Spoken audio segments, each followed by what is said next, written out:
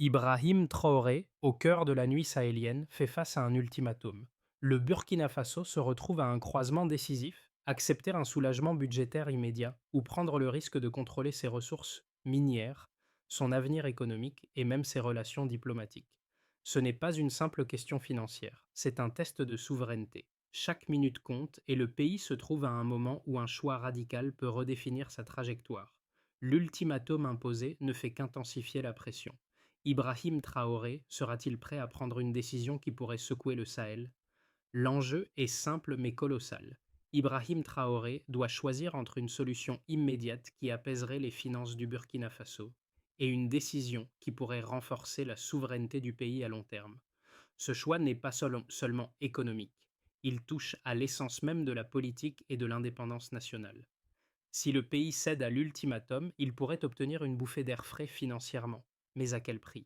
Perdre le contrôle des ressources minières stratégiques pourrait nuire à la stabilité à long terme du Burkina Faso et de ses voisins. L'État pourrait perdre sa marge de manœuvre diplomatique et la confiance populaire en sa capacité à protéger ses intérêts serait érodée. A l'inverse, refuser l'ultimatum pourrait fragiliser le pays à court terme, mais établir une base solide pour l'autonomie à l'avenir. Dans les rues et les bureaux de Ouagadougou, la question brûle les lèvres. Ce sacrifice immédiat en vaut-il la peine pour l'avenir du pays? Le Burkina Faso traverse une période critique et la situation d'Ibrahim Traoré est bien plus complexe qu'il n'y paraît. La décision qu'il doit prendre repose sur un ultimatum de 48 heures qui exige que le pays cède 70% de ses ressources aurifères. L'ampleur de cette exigence est déstabilisante, car elle touche à des décennies de dettes accumulées et de concessions minières controversées. Ce n'est pas seulement une négociation financière, c'est une question de souveraineté, de contrôle sur les ressources stratégiques et de gestion des relations internationales. La situation actuelle découle de choix difficiles faits dans les années passées, où les contrats miniers avaient été négociés dans des conditions d'asymétrie flagrantes. Les retards dans la renégociation de ces contrats ont entraîné une accumulation de dettes extérieures, plaçant le pays dans une position de vulnérabilité face à des pressions extérieures croissantes. Ibrahim Traoré se retrouve donc face à une question de taille. Accepter une solution de facilité financière qui pourrait résoudre la crise à court terme, mais au prix de perdre le contrôle sur les ressources minières, ou bien résister à la pression, mettre en œuvre des mesures de réorganisation interne et tenter de regagner une partie de ce contrôle au prix de sacrifices immédiats. Les enjeux ne se limitent pas aux frontières du Burkina Faso. La stabilité du pays et ses choix économiques ont un impact direct sur l'ensemble de la région du Sahel. Ce qui se joue ici dépasse largement les murs du palais présidentiel. C'est une décision dont les effets se feront sentir bien au-delà des frontières, redéfinissant l'équilibre économique et politique de tout un sous-continent. Ibrahim Traoré n'est pas un président ordinaire. C'est un homme forgé par les défis du Sahel, un environnement où les décisions politiques sont souvent dictées par des forces extérieures et des impératifs économiques. Cependant, il est conscient que ce moment est différent. Il ne s'agit pas simplement de résoudre une crise économique immédiate, c'est un test de leadership pour l'avenir du Burkina Faso.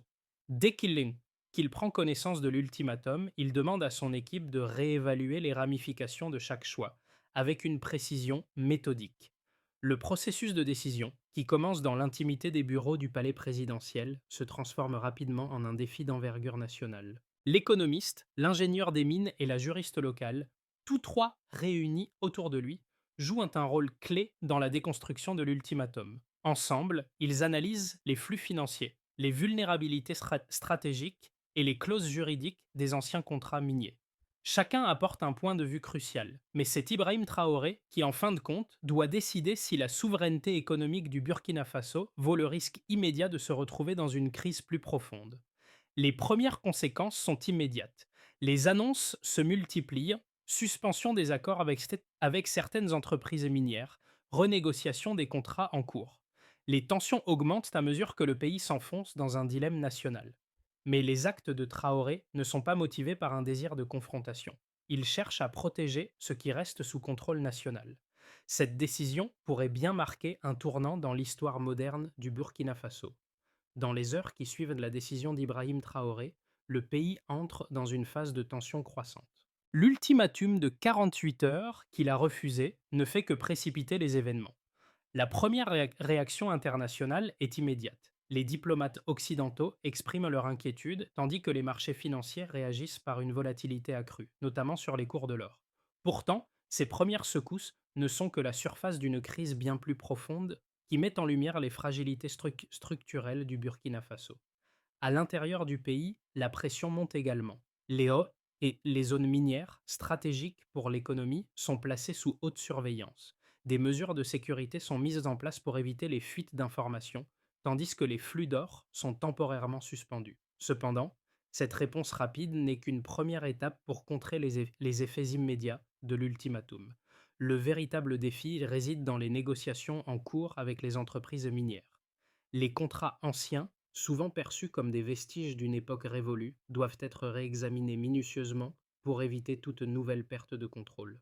Ibrahim Traoré, bien conscient des risques économiques immédiats, ordonne à son gouvernement de préparer un plan de stabilisation à court terme. Les priorités sont claires. Renforcer la sécurité sur les sites miniers, sécuriser les flux financiers et entamer une nouvelle ronde de négociations avec les partenaires étrangers. Mais en dépit de ces mesures, les tensions internes restent vives. Le climat politique devient de plus en plus polarisé, avec certains secteurs de la société civile qui exigent des réponses plus fermes, et tandis que d'autres craignent les répercussions économiques à long terme. Le Burkina Faso est désormais engagé dans une lutte à multiples facettes. Le pays doit naviguer entre la pression internationale, les attentes populaires et les réalités économiques internes. La décision de Traoré semble, à ce stade, avoir enclenché une série de processus irréversibles. Les mouvements des acteurs externes, entreprises minières, investisseurs, diplomates, s'intensifient, alors que le pays fait face à une série de choix cruciaux. Cependant, dans les quartiers populaires de Ouagadougou, l'incertitude règne. Les citoyens, qui ont longtemps observé les dynamiques politiques à distance, commencent à se sentir plus directement impliqués. La question de la souveraineté nationale devient un sujet central des discussions quotidiennes.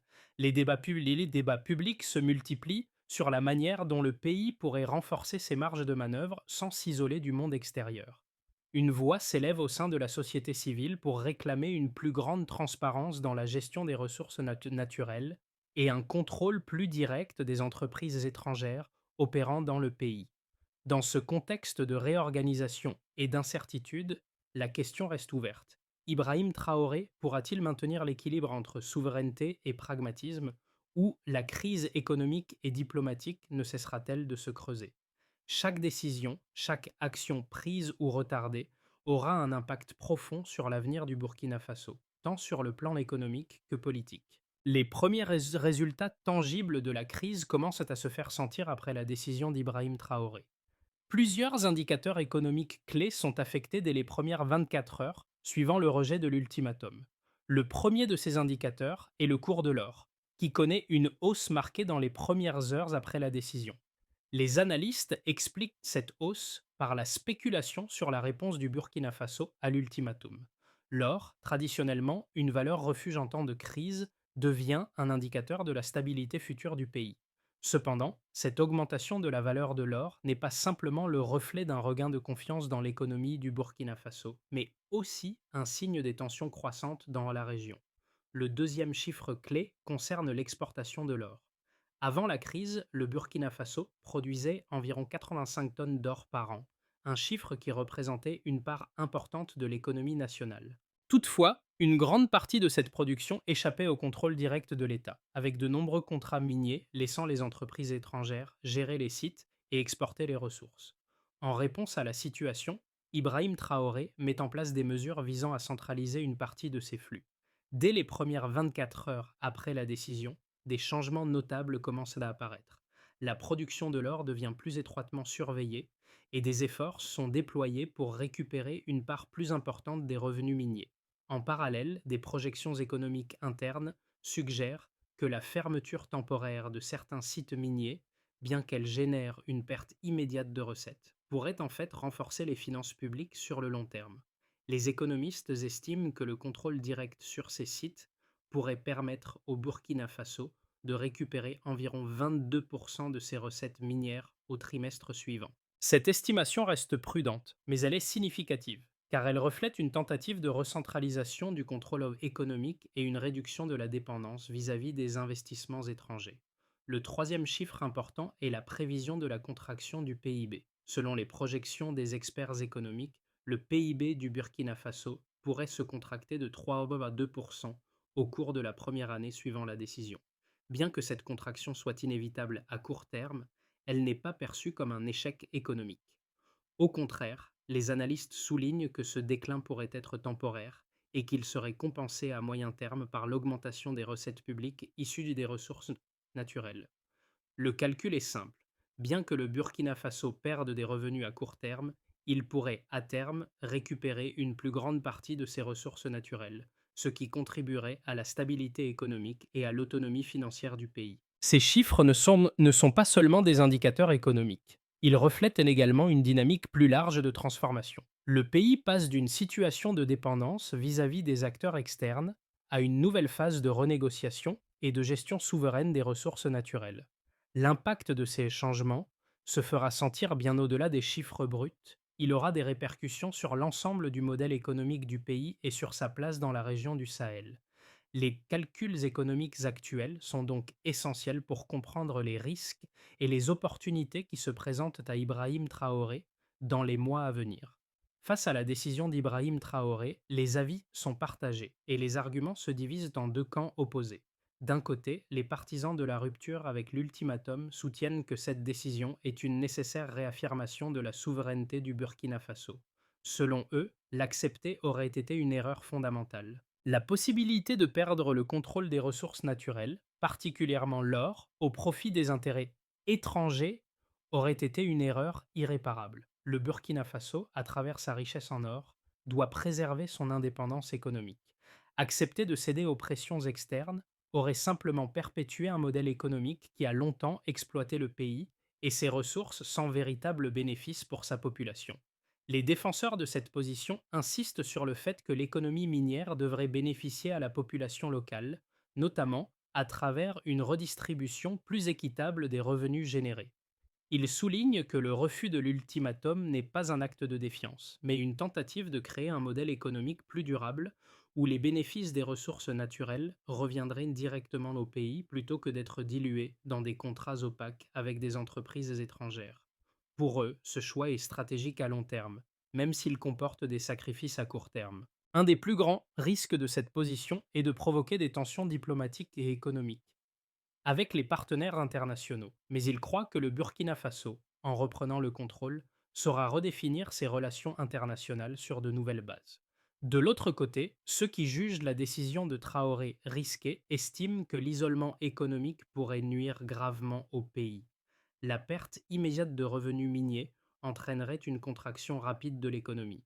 Les les sanctions externes et les pressions diplomatiques pourraient également accroître la vulnérabilité du Burkina Faso, dans un contexte déjà fragile en matière de sécurité et de développement. Ces experts estiment que la réorganisation complète des flux miniers, bien qu'elle soit potentiellement bénéfique à long terme, comporte de grands risques.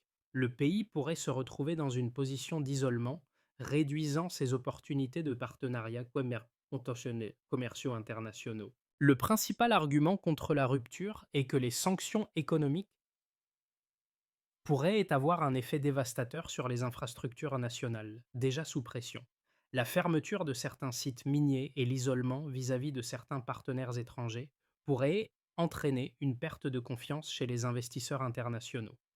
Une situation que certains jugent comme une politique du tous ou rien, susceptible de fragiliser encore plus l'économie du pays. Ces analystes affirment que le Burkina Faso pourrait davantage bénéficier d'une approche graduée, négociant avec les partenaires internationaux pour réajuster les conditions des contrats miniers sans provoquer une rupture brutale qui pourrait coûter cher au pays. À mi-parcours de la crise, la décision d'Ibrahim Traoré se révèle être un point tournant décisif.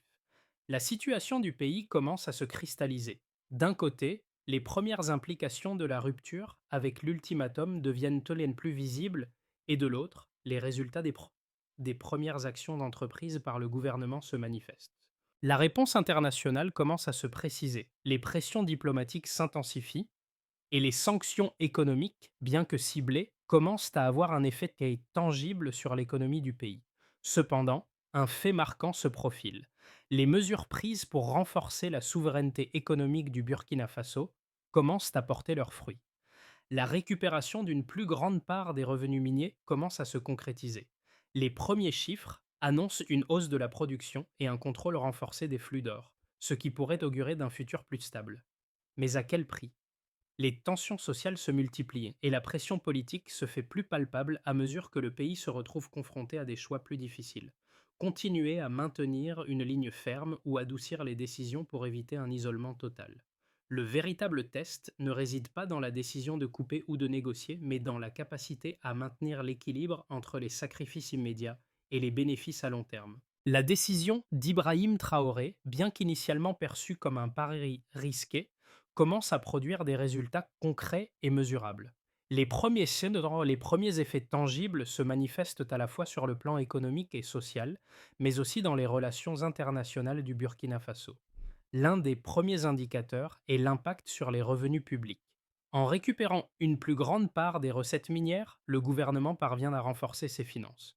Les projections internes montrent que, malgré une baisse initiale du PIB, les recettes minières augmentent de manière significative. Environ 22% de l'or précédemment contrôlé par des acteurs étrangers est désormais sous la gestion de l'État. Ce renforcement du contrôle sur les ressources naturelles commence à apporter des bénéfices mesurables, bien que modestes pour l'instant. À moyen terme, les prévisions sont optimistes. Une reprise de l'autorité sur ces sites pourrait permettre une augmentation substantielle des revenus de l'État, créant ainsi un fondement pour une plus grande stabilité financière. Cependant, ces gains économiques viennent avec leurs propres risques. Le Burkina Faso fait face à des tensions internes croissantes, exacerbées par les conséquences des sanctions internationales.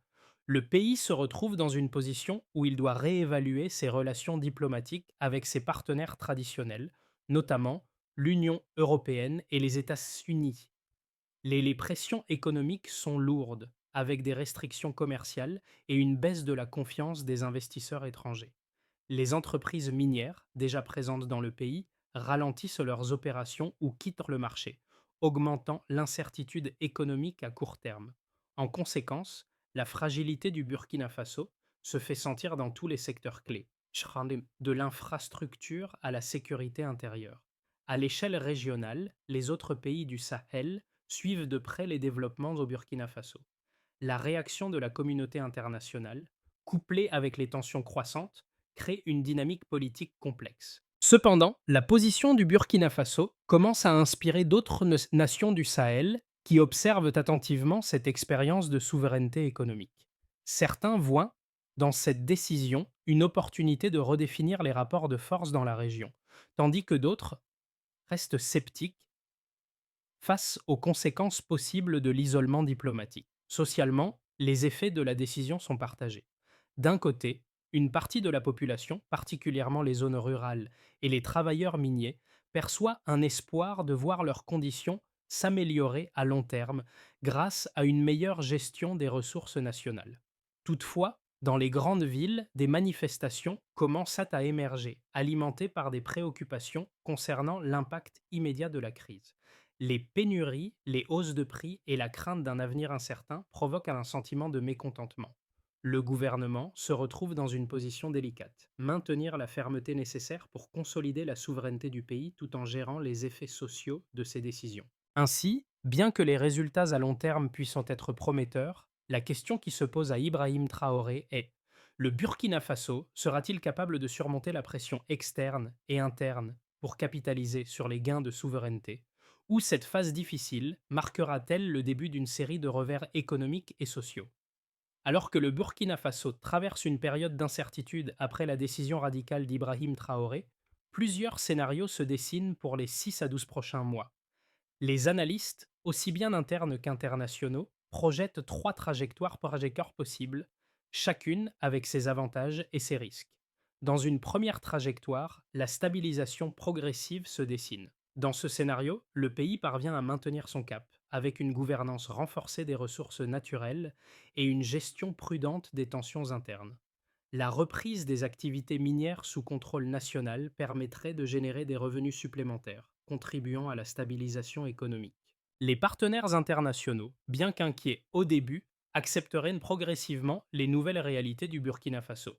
Une fois les tensions diplomatiques apaisées, des négociations avec des investisseurs étrangers pourraient reprendre, mais sur de nouvelles bases.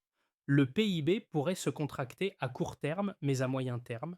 La reprise des flux d'or et la réduction des dépendances extérieures favoriseraient une croissance stable. Cependant, ce scénario dépend fortement de la capacité du gouvernement à maintenir l'ordre social et à contrôler les pressions internes. Dans une dynamique plus favorable, l'expansion régionale devient possible. Le second scénario envisage une dynamique régionale favorable. L'exemple du Burkina Faso inspirerait d'autres pays du Sahel à adopter des politiques similaires, renforçant la coopération entre États voisins. Les flux d'or et autres ressources naturelles pourraient être mieux régulés à l'échelle régionale, ouvrant la voie à une nouvelle forme de coopération en matière de sécurité et d'infrastructure. Ce scénario pourrait également voir un afflux d'investissements non occidentaux, notamment de pays émergents cherchant à établir de nouveaux partenariats. L'impact sur le Burkina Faso serait positif, avec une augmentation des recettes minières et une réduction de la dépendance aux institutions financières internationales. L'isolement diplomatique serait également réduit grâce à des accords régionaux et à une diversification des relations économiques. Cela marquerait un tournant dans les relations internationales du Sahel, avec le Burkina Faso comme acteur clé d'une réorganisation régionale. Dans une issue plus difficile, l'intensification des pressions pourrait s'imposer. Le scénario le plus inquiétant envisage une intensification des sanctions économiques et diplomatiques.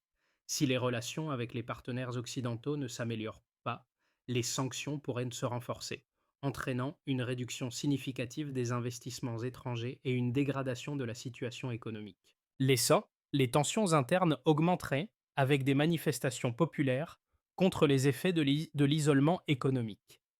Le gouvernement pourrait être contraint de prendre des mesures plus drastiques pour maintenir l'ordre, ce qui risquerait d'aggraver la situation. Le pays pourrait également faire face à une récession plus sévère, avec des conséquences sociales profondes, notamment une augmentation de la pauvreté et une diminution des services publics essentiels. Les perspectives à long terme dans ce scénario seraient incertaines, et le pays pourrait se retrouver dans une crise politique profonde. Chacun de ces scénarios présente des défis majeurs, mais aussi des opportunités. Ibrahim Traoré doit naviguer entre ces trajectoires avec prudence, en équilibrant les besoins immédiats et les aspirations à long terme du Burkina Faso.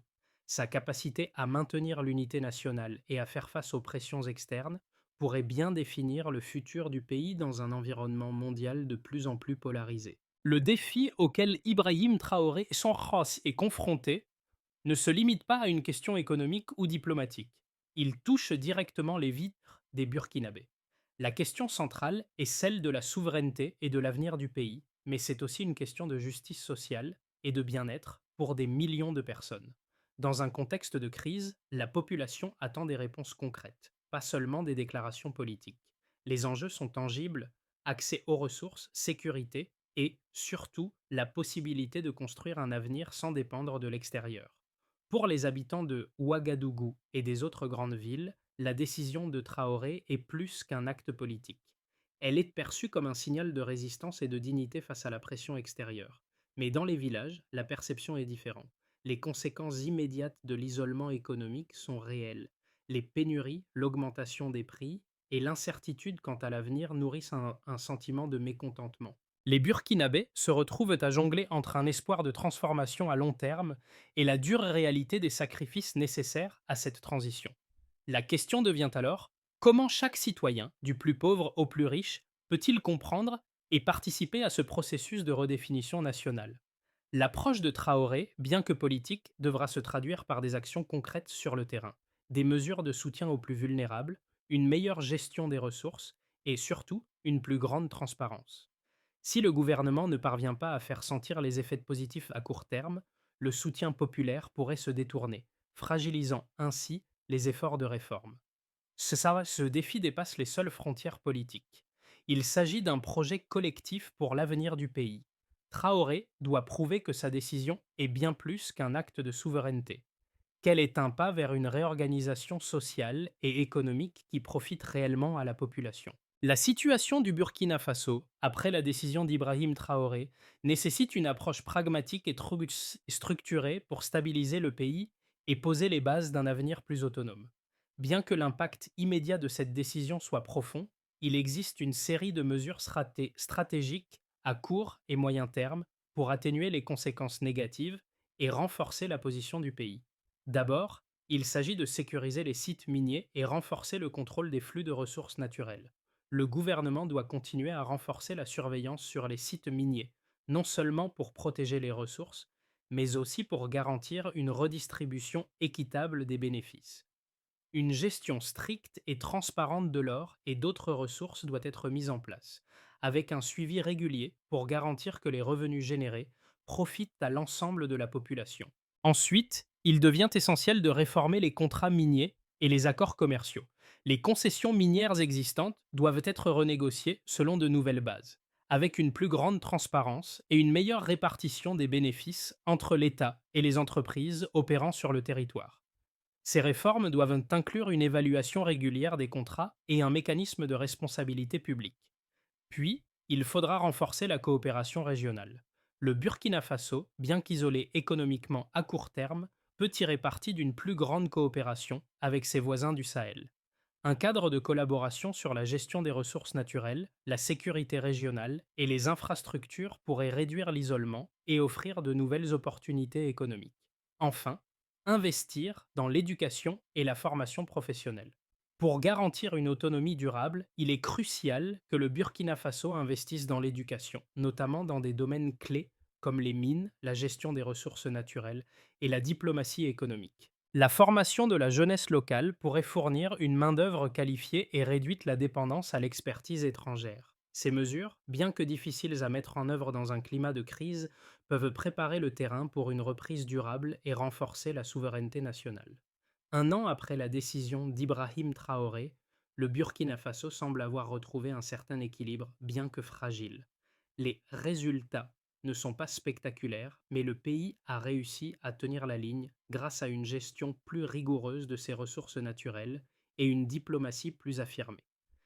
Les premières réussites se mesurent dans les quartiers populaires où les citoyens commencent à ressentir les effets de la stabilité retrouvée, même si les défis restent nombreux.